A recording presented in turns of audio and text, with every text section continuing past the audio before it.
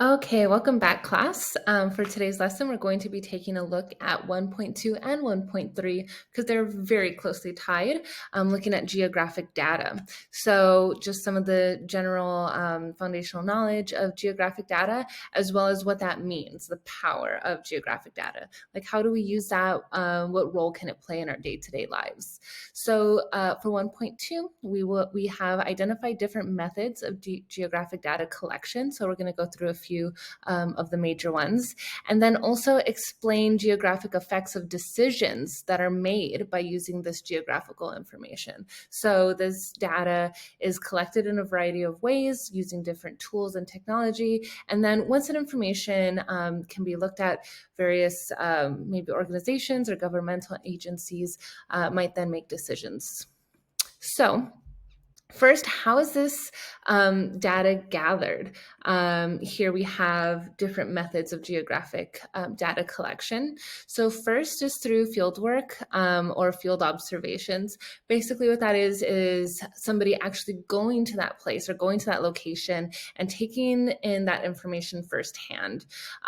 This can include written accounts, travel narratives, media reports, policy documents, interviews, photographs, landscape analysis, all sorts of things like that.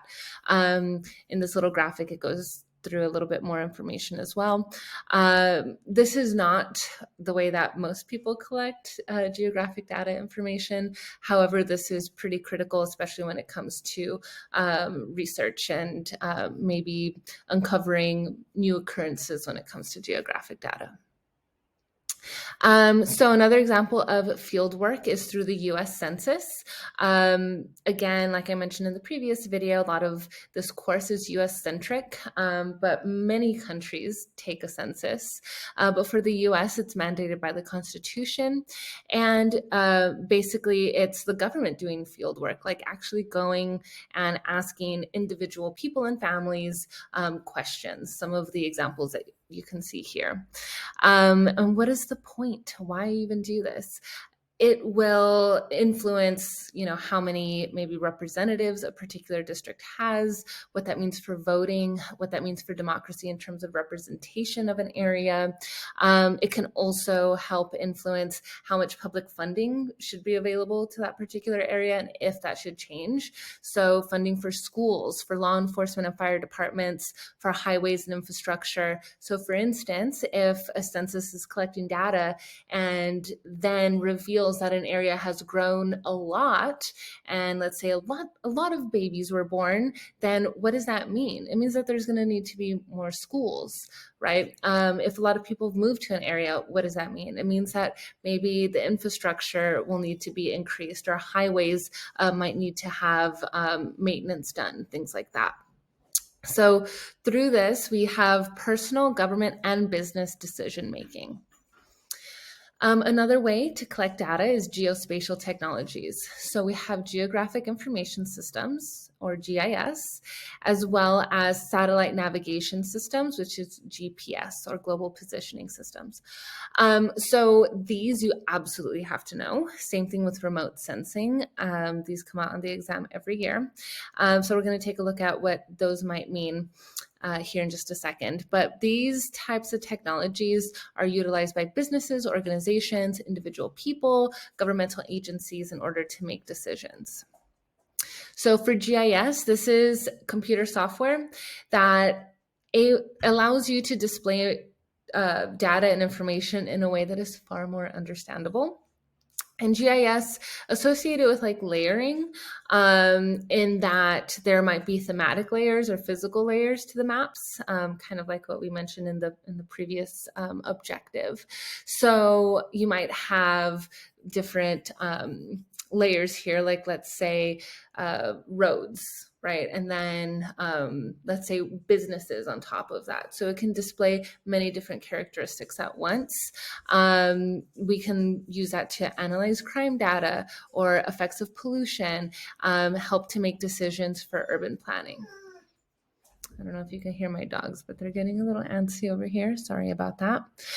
So here's one example, right? Violent crime by precinct. Here it has different elements of crimes, and then we can see this layered on top of each other. Google Maps is one that does this. You can like actually go to the filter and decide what you might want it to show or not show. So that is a form of GIS. And then we have a global positioning system, or GPS. So these are satellites that orbit the Earth. They communicate locational information, and that helps to reveal absolute location. So GPS has been so critical for navigation, for ships, cars, aircraft, even for you and me, right? Walking from place to place if we're maybe in a new area. And then we have aerial photography. So these are professional images that are captured from planes or drones, not necessarily satellites, right? That would be part of GPS, but aerial photography. And this has been around for a very long time. So here we have an example of how that might be useful, right? Aerial photography. When it comes to natural disasters, you can have like before and after images that can help people make decisions. We also use remote sensing. So this is use of cameras or other sensors that are on aircraft or satellites that orbit the Earth above the atmosphere to collect digital images. So maybe what you see in Google Maps on one of those filters that was collected through remote sensing. So this monitors environmental changes. It can also help monitor weather as well. Another very useful thing it can monitor are the activities of other countries, right? Like, for instance, this example here, North Korea with their prison camps. I encourage you all to pause this and take a read through it. This is also one method that was used to be able to determine about China's activities when it comes to their Uyghur population and concentration camps. Using remote sensing like this can reveal that things are going on, right?